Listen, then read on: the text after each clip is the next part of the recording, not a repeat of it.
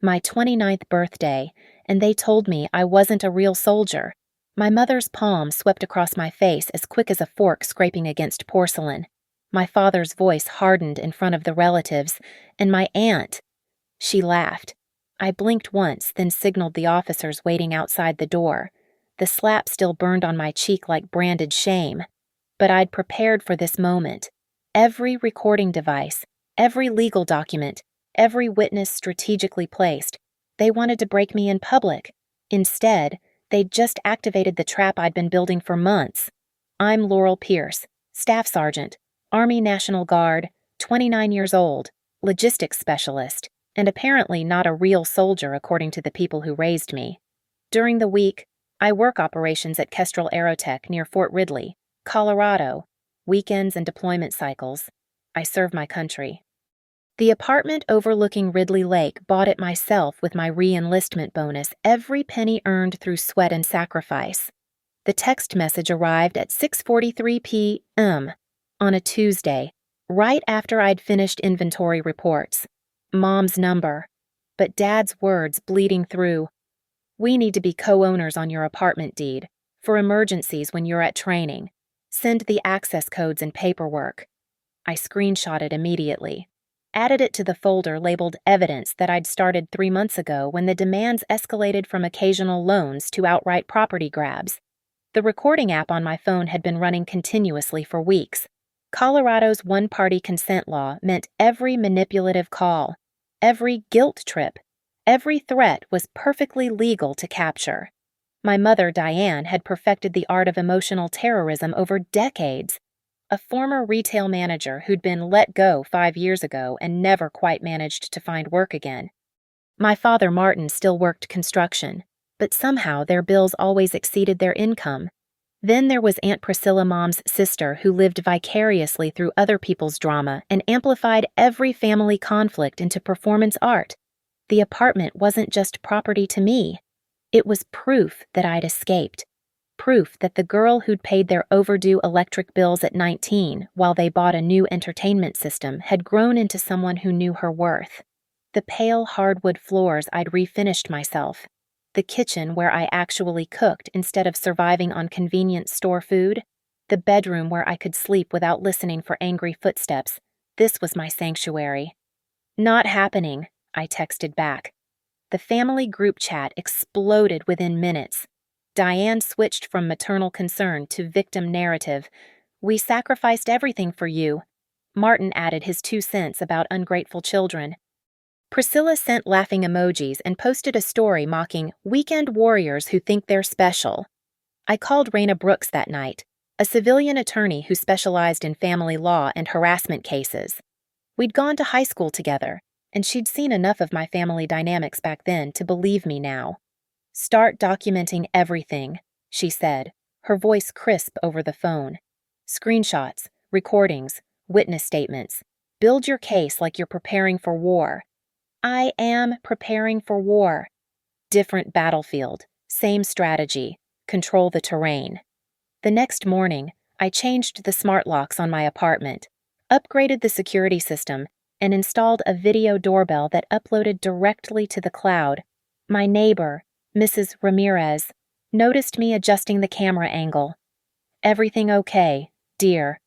Just taking precautions. She knew. In the year I'd lived here, she'd seen my parents show up unannounced, demanding entry when I wasn't home. She'd heard my mother screaming in the hallway about ungrateful children when I'd refused to co-sign a loan for a car they couldn't afford. Captain Mendoza at JAG reviewed my situation during our monthly unit meeting. Keep your service record spotless, he advised. Document any attempts to interfere with your military duties. If they escalate, we can pursue harassment charges. The pattern was always the same. They'd start with small requests, $20 for gas, $50 for groceries. Then bigger asks: cover the rent this month, help with the credit card bill. When I started saying no, they switched tactics. Sudden illnesses before important training weekends. Emergencies that required immediate money transfers. Once, Mom faked a heart episode to get me to leave annual training early. The hospital bills showed she'd been discharged with indigestion after 2 hours. but not before I'd lost my slot for air assault school. "You have so much. You should share with family," became their refrain. My re-enlistment bonus wasn't a reward for 6 years of service. It was their emergency fund. My apartment wasn't my achievement. It was the family's backup plan.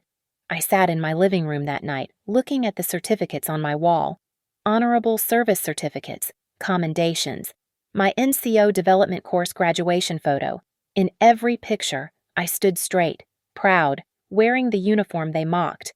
The message that sealed their fate came Thursday evening. "Family meeting about your selfishness. Cedar and Stone Restaurant, your birthday dinner. Don't embarrass us by refusing."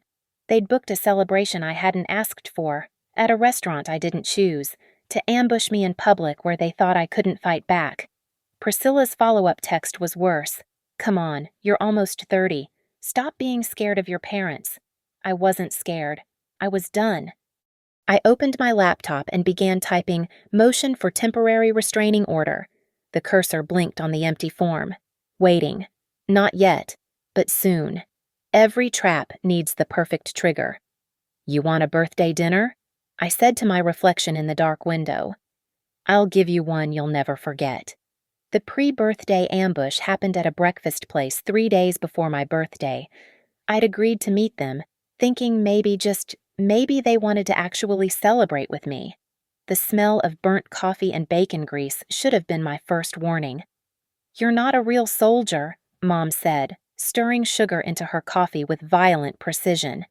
"Just National Guard, weekend warrior playing dress-up." The words hit exactly where she aimed them.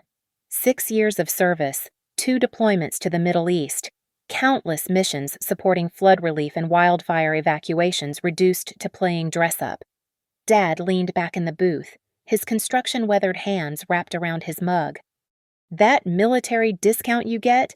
The benefits just perks for wearing a costume twice a month." I kept my voice level, though my fingernails dug crescents into my palms under the table. "I served in Iraq. I've earned every benefit I have." Priscilla laughed that sharp, performative laugh she reserved for public humiliation. She had her phone out, recording everything for her Instagram story. "Look at little Laurel, thinking she's Captain America." The caption was already typed. "My niece thinks weekend camp makes her a hero." Then came the real reason for this meeting. "We need you to sign this." Mom slid a folder across the sticky table. "Power of attorney documents. Just in case something happens while you're at your little training exercises. So we can pay your bills, handle your finances." I flipped through the pages, my stomach turning with each line. This wasn't limited power of attorney for emergencies. This gave them complete control over my finances, including access to my re-enlistment bonus sitting in savings, the ability to take loans in my name, even sell my apartment. "No, you don't trust your own parents." Dad's voice carried that dangerous edge I remembered from childhood, the tone that preceded broken dishes and holes in drywall. "I trust you to be exactly who you've always been." The meeting ended with Mom storming out, Dad telling me I was ungrateful, and Priscilla getting her content for social media. I sat alone in the booth afterward, recording my own voice memo of everything that had been said while it was fresh. That afternoon, I met with Captain Mendoza and Raina Brooks at a coffee shop near base. Not the burnt coffee breakfast place somewhere clean. Professional, where the walls didn't hold memories of manipulation. "They're escalating," Raina observed, reviewing the power of attorney documents. "This is financial abuse attempted through legal means." "They're getting desperate." Mendoza examined Priscilla's Instagram story I'd screenshotted. "Mocking military service publicly that's actionable, especially if she's creating a pattern of harassment." "There's more," I said, pulling up my email. "This came to my work account yesterday. An anonymous complaint to Kestrel Aerotech's HR department, claiming I was using company time for personal matters, threatening family members, and creating a hostile environment. The IP address trace Raina's investigator ran led back to a coffee shop near Priscilla's apartment. "They're trying to destroy your civilian career," Raina said. "Classic abuser escalation when they can't control you directly. They attack your support systems." "Let them," I said. surprising myself with my calm. I've got every timesheet, every productivity report, every commendation from my supervisors. They want to fight dirty, I'll fight smart. The birthday dinner announcement came that evening via group text. Cedar and Stone, 7 p.m. on my birthday. The private dining room already booked. Dress nice, Mom added. We're having a family discussion about your future. Priscilla's private message arrived an hour later. Come on, you're grown. What are you afraid of? That Mommy will ground you. I stared at that kissing emoji, feeling something cold and precise click into place in my chest. They thought public humiliation was their weapon. They had no idea it would become their confession booth. I need your help. I texted my cousin Jules, the only family member who'd escaped the toxic cycle. Can you be at Cedar and Stone on Saturday, different table? Just be there. They're planning something. They're planning my humiliation. I'm planning something else. I called Sergeant Alvarez next, my squad leader who'd become a close friend. I need a witness. Someone they don't know is military. Copy that. Want me in uniform. Civilian clothes. Blend in, but bring your phone. The next 3 days were preparation. I visited Cedar and Stone, spoke with the manager, explained I was concerned about a potential family disturbance. He showed me where the security cameras were positioned perfect angles on the private dining room. I hired off-duty security for that night, paying cash, keeping receipts. The body cam arrived from Amazon the day before my birthday. Tiny, magnetic, designed to look like a button. One-touch recording. 8-hour battery life. Automatic cloud upload. You're building a case, Raina said when I updated her. I'm building a finale, I corrected. They want to break me in public. Let them. Every word, every action, it'll all be evidence. I prepared the restraining order paperwork that night, filling in everything except the incident details. Signed where I needed to sign. Ready to file the moment I had cause. They thought my birthday would be my humiliation. Instead, it would be my Independence Day. The pattern stretched back a decade, each incident a thread in their web of manipulation. I'd started documenting everything 6 months ago, but the history went deeper. 10 years of loans never repaid, emotional blackmail disguised as family obligation, and my service repeatedly sabotaged for their convenience. The timeline I built was damning. November 2015. Asked for $2,000 for Dad's emergency medical procedure spent on a fishing boat. March 2017. Faked Mom's gallbladder attack during my advanced leadership course, costing me honors graduate status. October 2018. Demanded I skip deployment preparation to attend Priscilla's third divorce party. January 2020. Borrowed $5,000 for house repairs, bought a home theater system instead. Each entry included receipts, bank statements, text messages. The folder grew thick with evidence of a decade-long grift disguised as family love. Look at this, I told Raina, spreading the papers across her conference table. 8 times they've contacted my command during training exercises with fake emergencies. 12 times they've asked for money within 48 hours of my pay deposits. It's systematic. She whistled low. This isn't just manipulation. It's targeted harassment with clear patterns of financial abuse and intentional interference with military duties. The anonymous email to HR had been their biggest mistake. Kestrel Aerotech's IT department took cybersecurity seriously, especially with our defense contracts. Within 2 days, they'd traced the complaint through digital forensics. The metadata showed the document created on Priscilla's laptop. Her Microsoft Office license was registered to her email. This is serious. My supervisor, Janet Kowalski, said during our meeting. Filing false complaints to damage an employee's reputation is potential defamation. We're documenting this as a malicious report. I'm sorry this is affecting my work. Stop.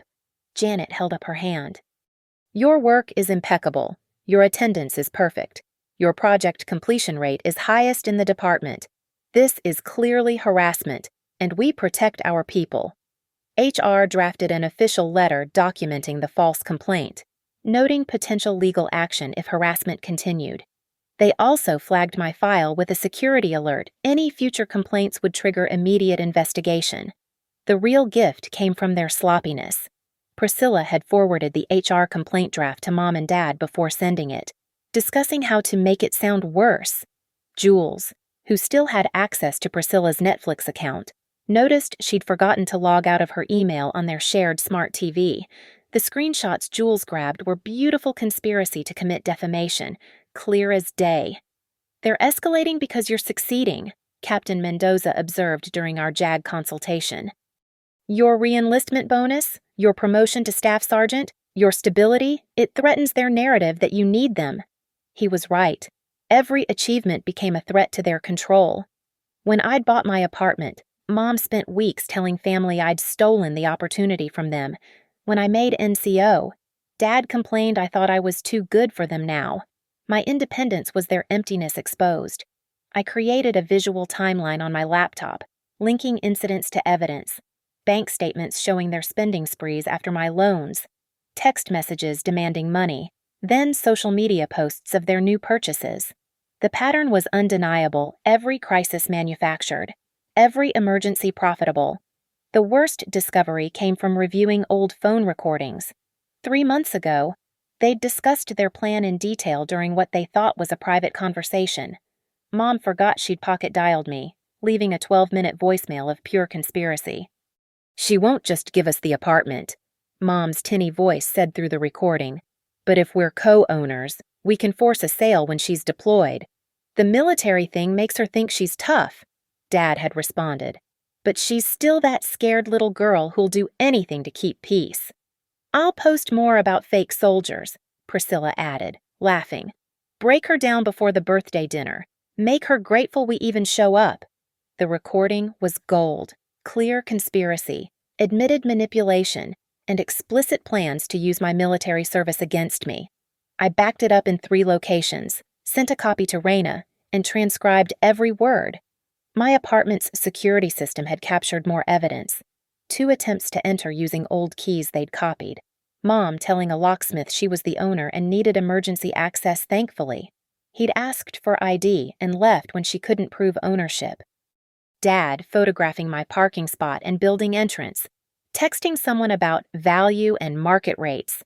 "They're planning to steal your home," Raina said bluntly. "This isn't just emotional abuse anymore. It's conspiracy to commit fraud." The employment interference was the final straw. HR received 2 more anonymous complaints, both traced to the same coffee shop near Priscilla's place. But Kestrel's security team was now watching. They caught her on the coffee shop's security footage, hunched over her laptop, typing furiously. "We could press charges now," Janet informed me.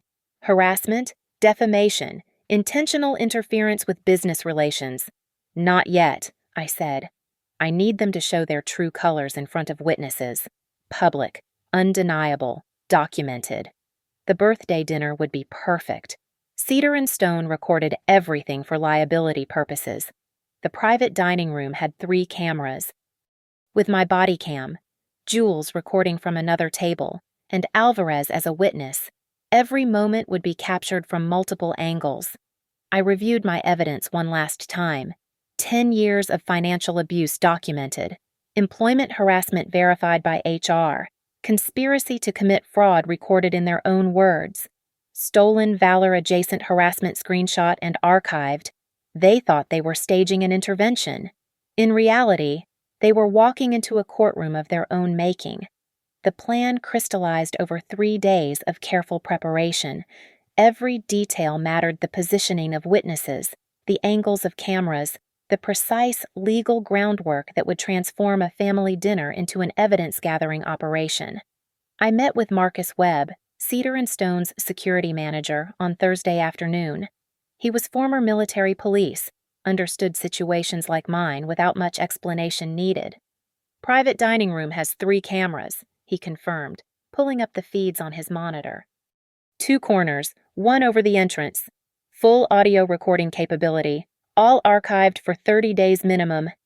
I need copies of whatever happened Saturday night. Family trouble. Family crimes. I'm expecting assault, harassment, possibly threats. I've hired private security for the shift Tommy Reeves, off-duty cop. He'll be in the bar area with sightlines to the private room. Marcus nodded. I'll be monitoring from the office. Any signal you need intervention.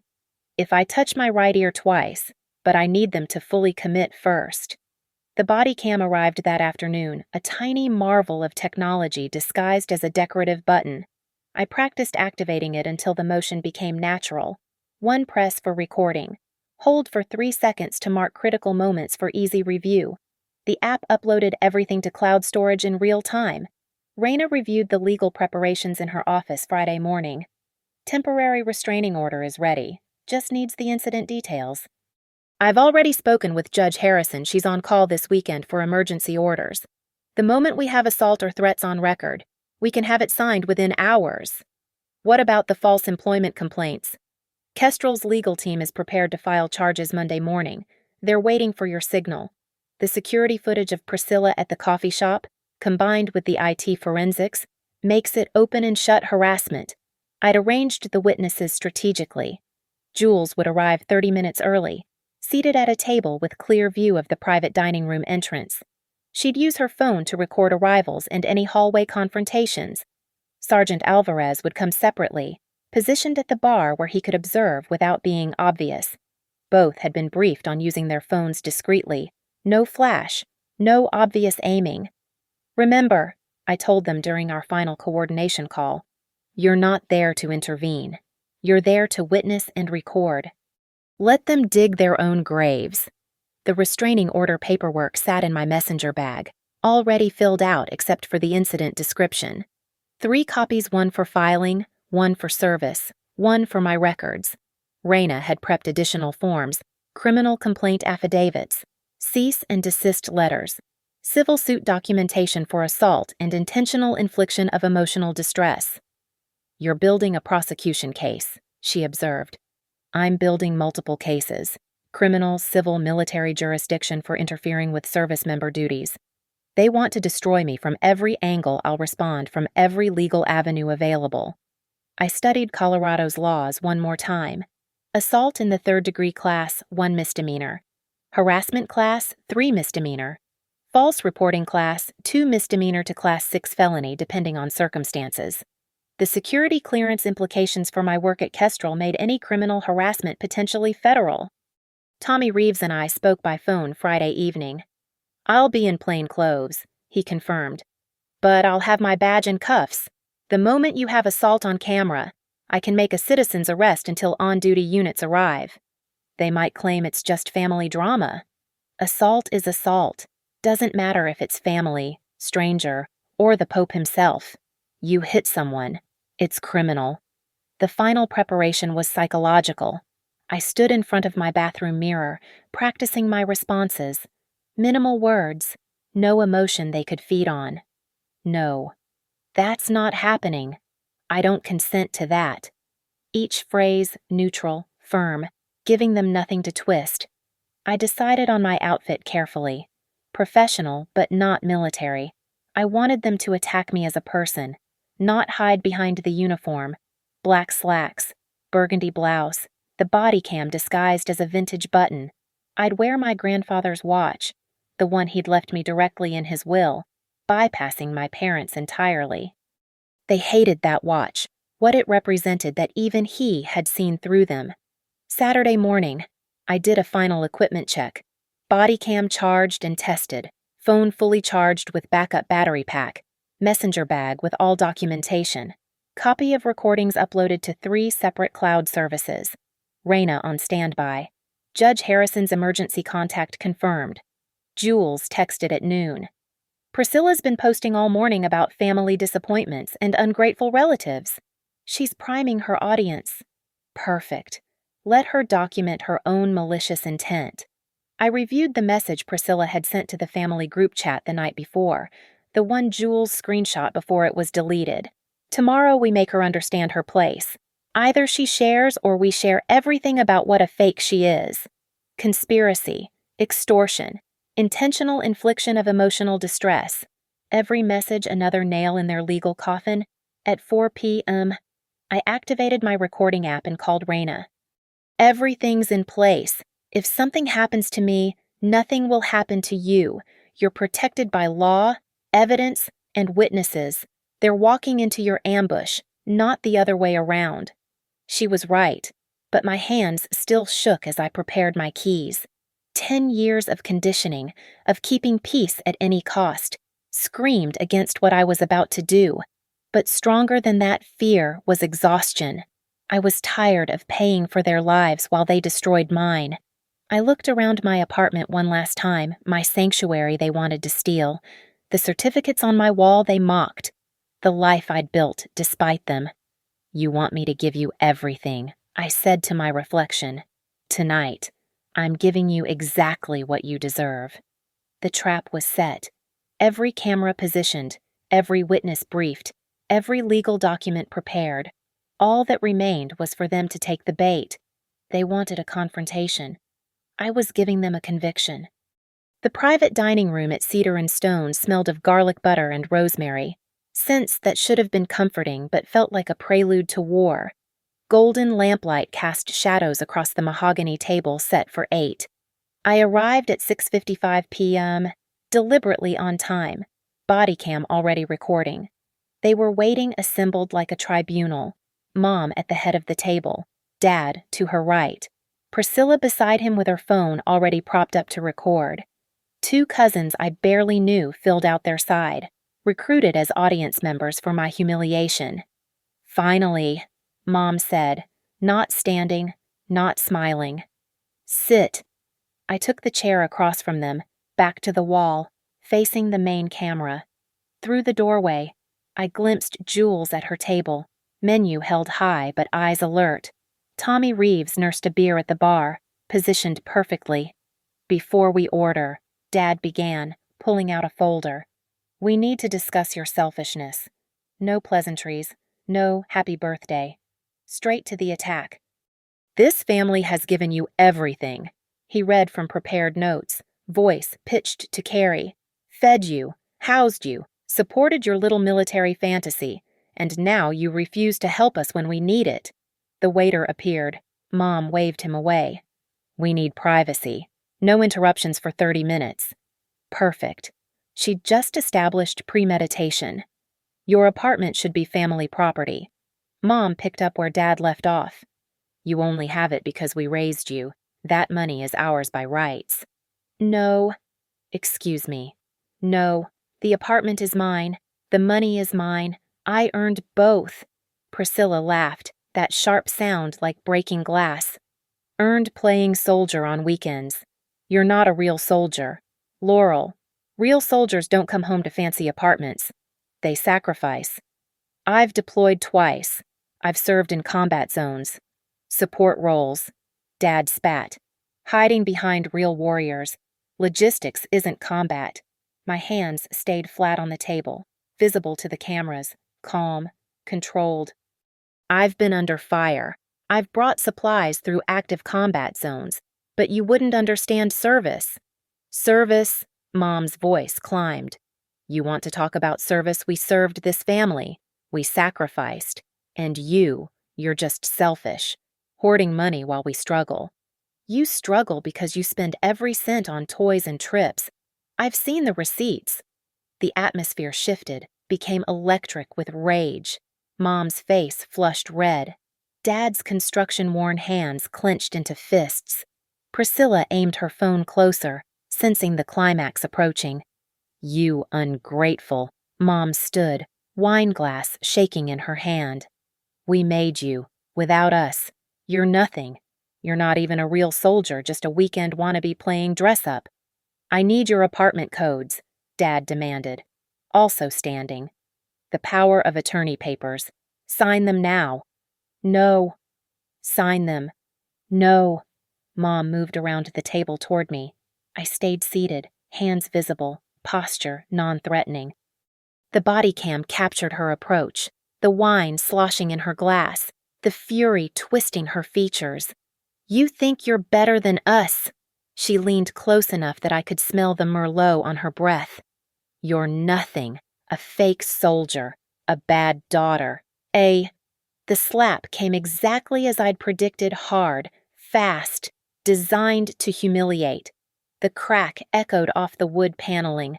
My cheek blazed with heat and shock, but I didn't move, didn't raise my hands, didn't give them any excuse to claim self-defense. Wine splattered across my blouse from her glass. The room froze for a heartbeat. Even Priscilla stopped recording, mouth open in surprise that Mom had actually done it.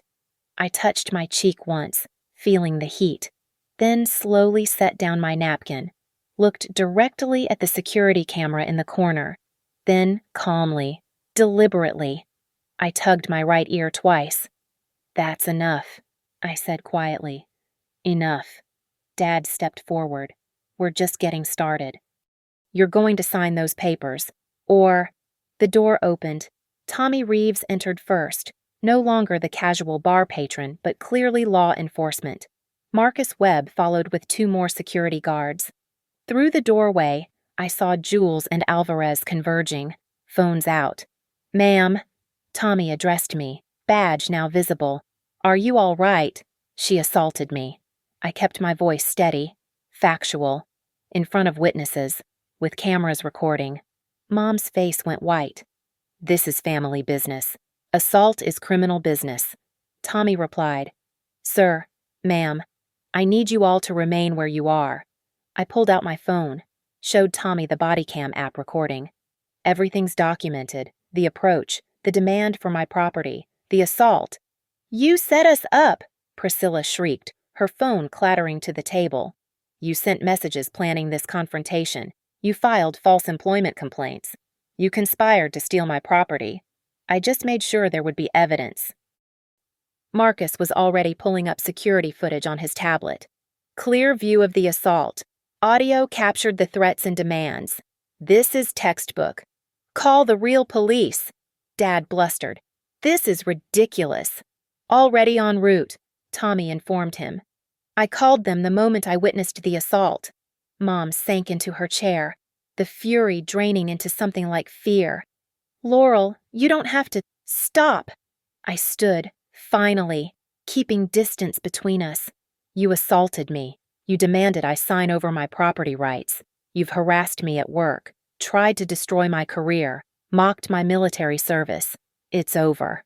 The room filled with witnesses, Jules recording everything, Alvarez standing as backup, other restaurant patrons peering in with curiosity. Every angle covered, every word captured. "I have your text messages planning this," I continued, pulling out the printed screenshots.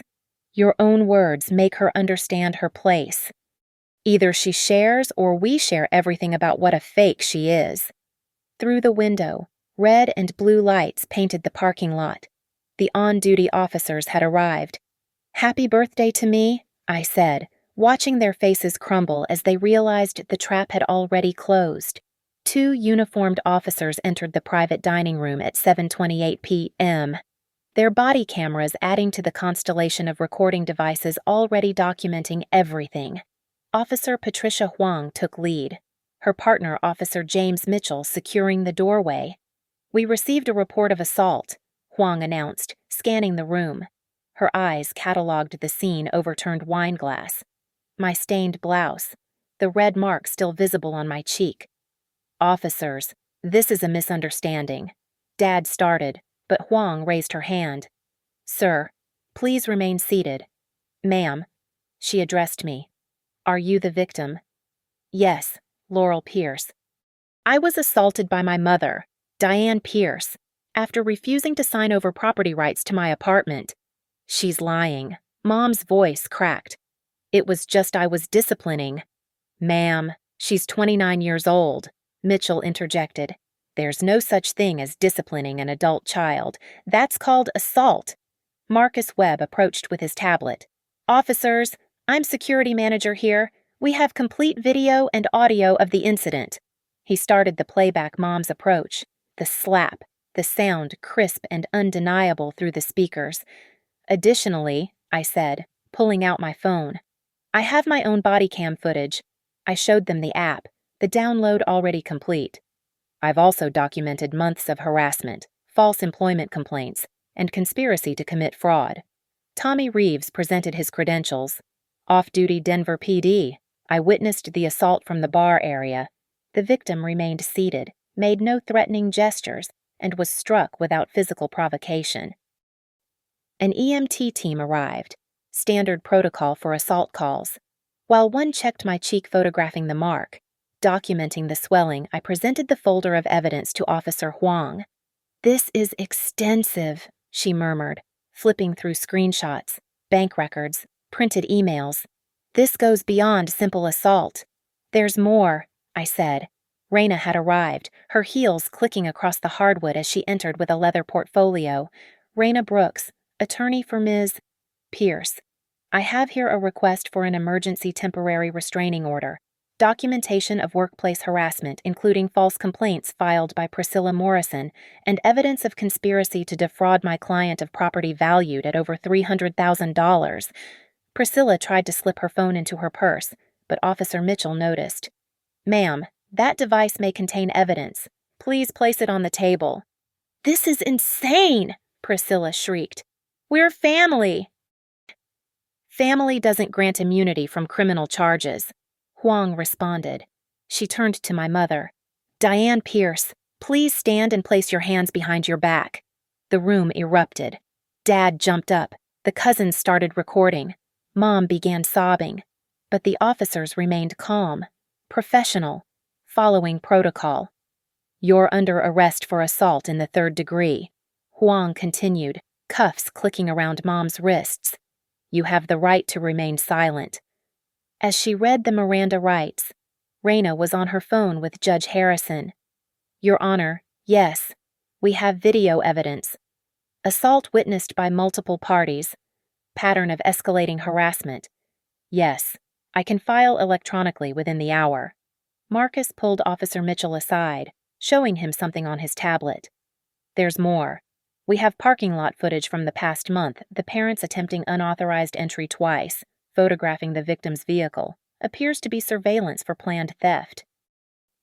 "Laurel, please," Mom begged as Huang prepared to escort her out. "Don't do this. We're family." "Family doesn't steal," I replied. "Family doesn't assault. Family doesn't try to destroy careers. We just wanted what was fair." Dad's face had gone purple with rage. "You have so much. I have what I earned. You want to take what you didn't." Mitchell approached Dad. "Sir, I need you to remain calm. Based on the evidence presented, you're being issued a summons for harassment and conspiracy to commit fraud.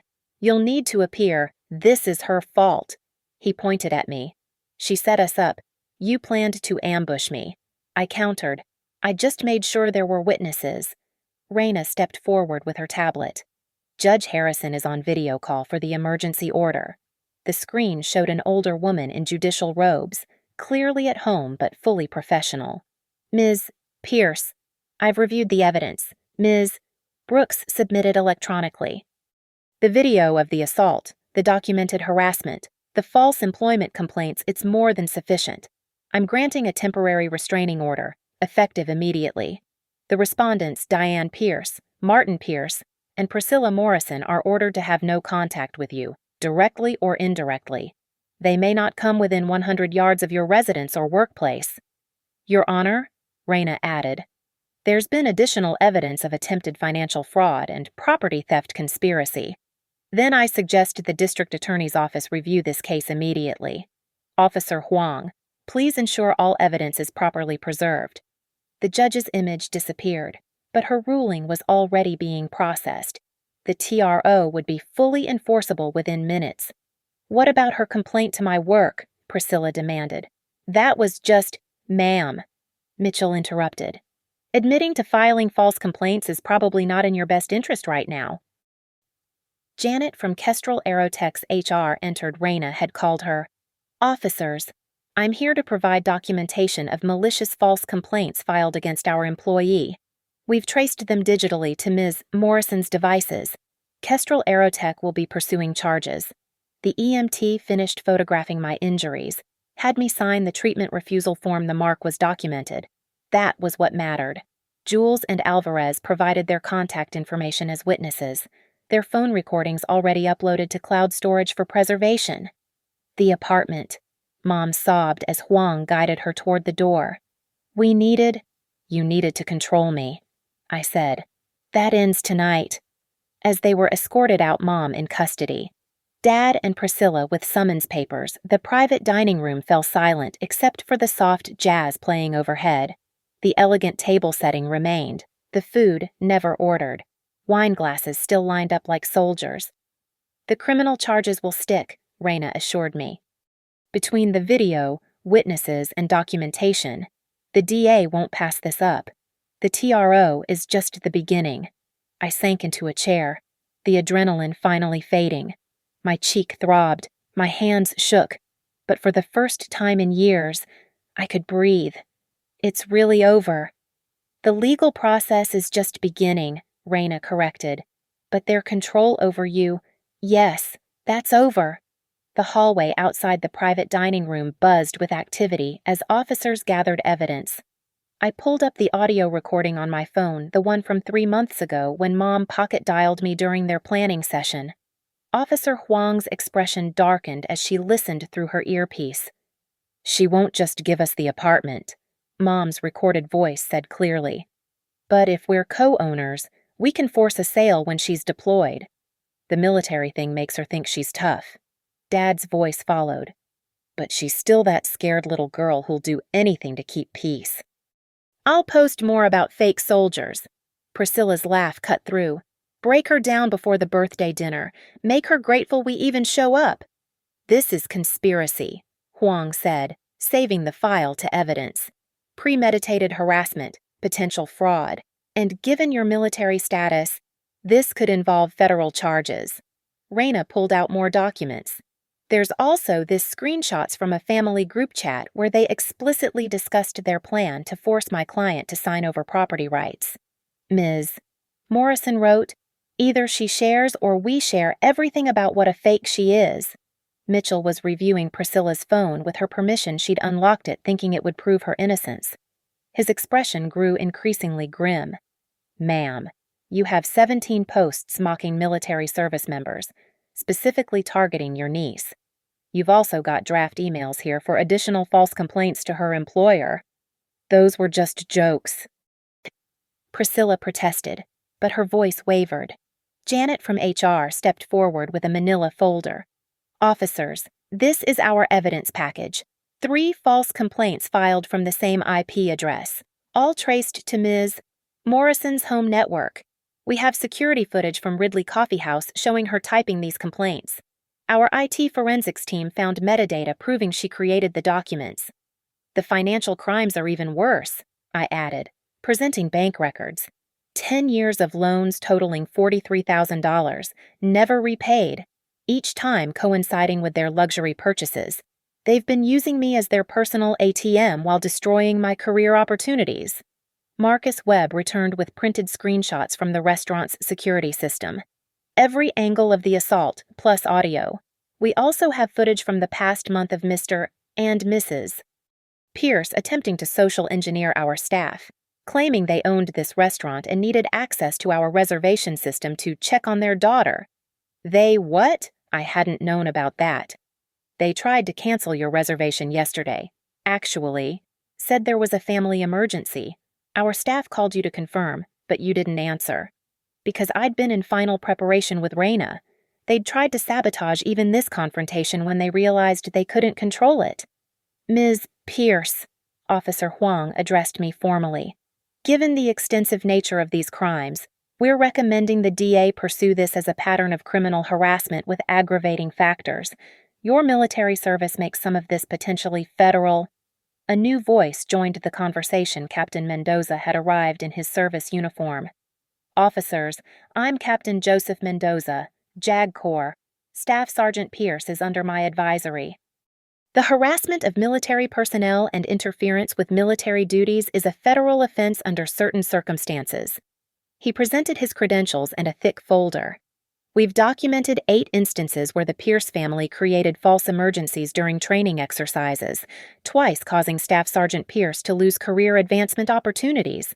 This represents deliberate sabotage of military readiness.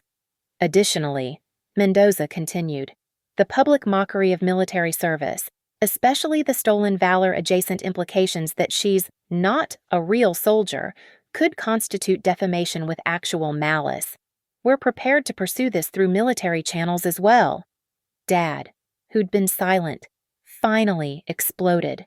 You called the military on your own family. You attacked my military service. I responded. You made it their business. Raina's phone buzzed. Judge Harrison has signed the extended order. It now includes protection for your workplace and explicitly prohibits any social media contact or posts about you. Violation is immediate arrest. This is insane! Mom shrieked from where she stood in cuffs. We just wanted her to share. We raised her. Ma'am, Huang said firmly, raising a child doesn't entitle you to their adult earnings or property. That's not how law or society works. The cousins who'd come as Mom's backup witnesses were edging toward the door, phones away, clearly wanting no part of this anymore. One muttered an apology to me before leaving. There's one more thing, I said, pulling out my final piece of evidence. Last week, Priscilla contacted my ex-boyfriend, trying to get him to claim I owed him money, promised him a cut if he'd help convince me to sign over the apartment. I have the messages he forwarded to me. Mitchell whistled low. That's solicitation to commit fraud. Ma'am, he addressed Priscilla. You're going to need a lawyer. Don't say anything else without one. The magnitude of their legal troubles was finally sinking in. Mom's tears had shifted from manipulation to real fear. Dad's blustering had gone silent. Priscilla looked like she might be sick. 10 years, I said, looking at each of them. 10 years I've tried to be the good daughter, the family ATM, the punching bag for your failures. I documented every instance, saved every receipt, recorded every threat. You taught me to be prepared for battle. You just never expected the enemy would be you. The evidence will be processed tonight, Huang informed everyone. The DA will likely file charges Monday morning. I suggest you all obtain legal counsel. As they prepared to transport Mom for booking, she turned to me one last time. How could you do this to your mother? How could you slap your daughter for refusing to be robbed? She had no answer to that.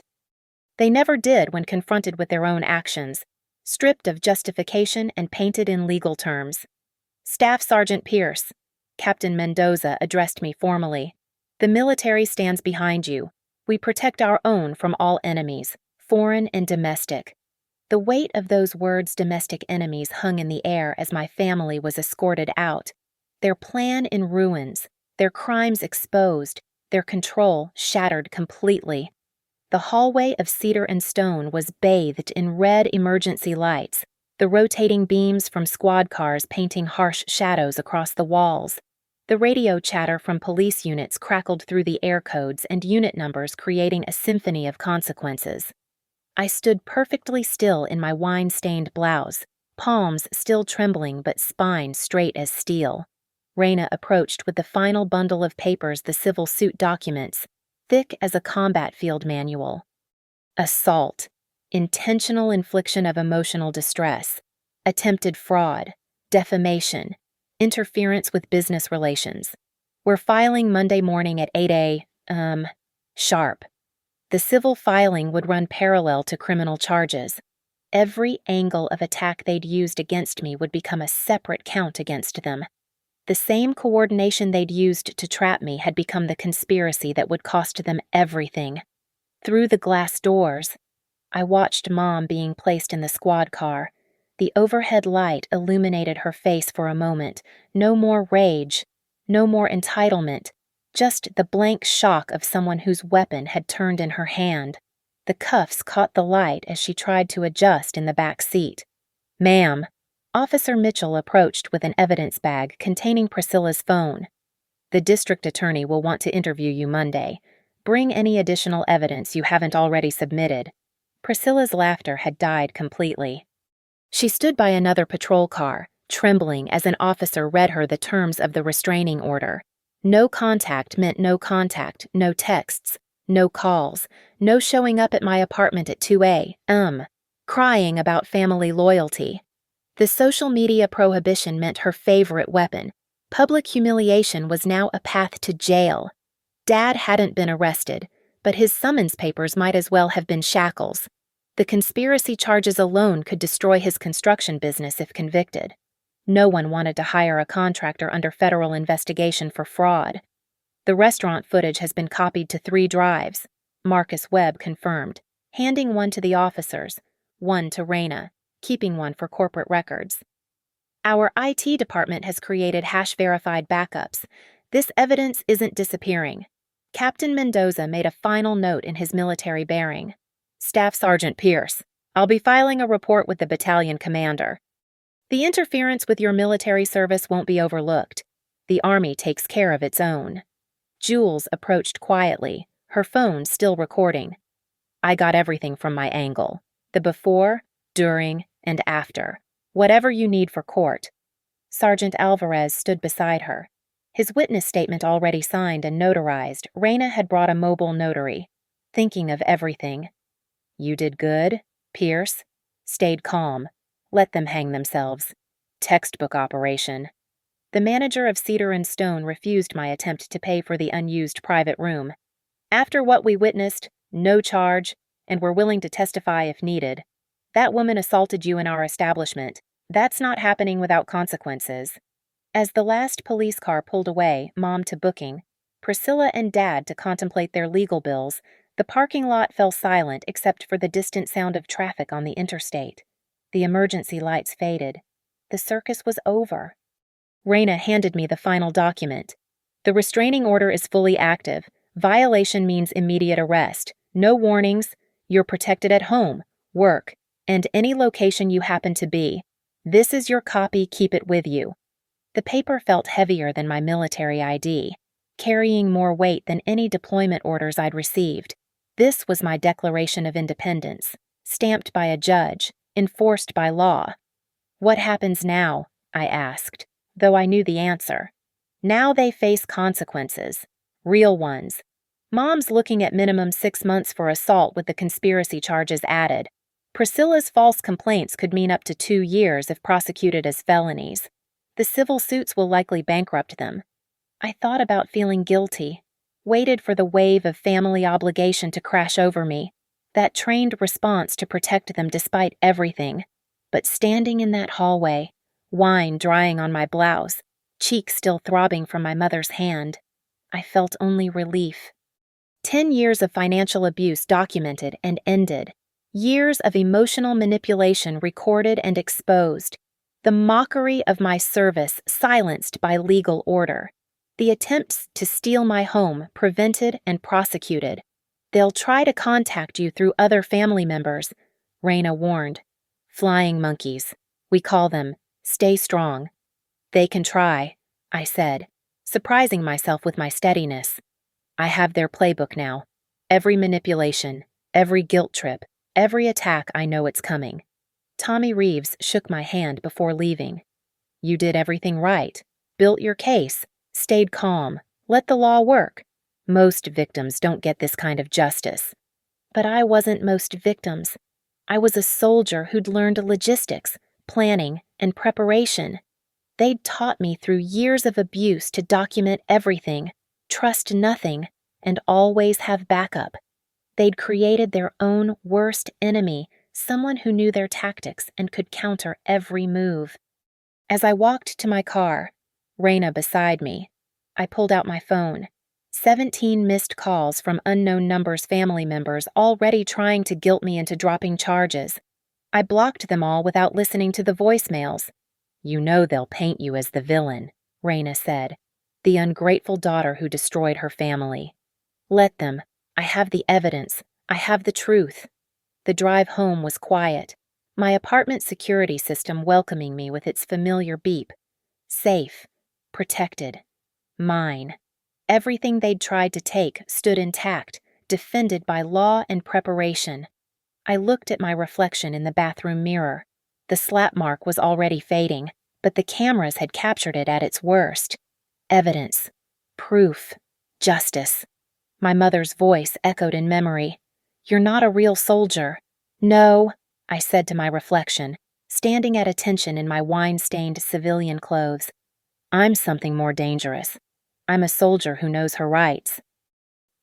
The restraining order sat on my kitchen counter next to my military ID and Apartment Deed 3 documents that defined my freedom. Tomorrow there would be lawyers, statements, and court preparations. But tonight, on my 29th birthday, I was finally free. The war was over. I'd won. Thank you for listening to my story. I'd love to know where you're listening from. Drop a comment below and let's connect. If this story resonated with you, please subscribe to the channel and share your thoughts. Your experiences and perspectives matter, and I read every comment. Until next time, stay strong and know your worth.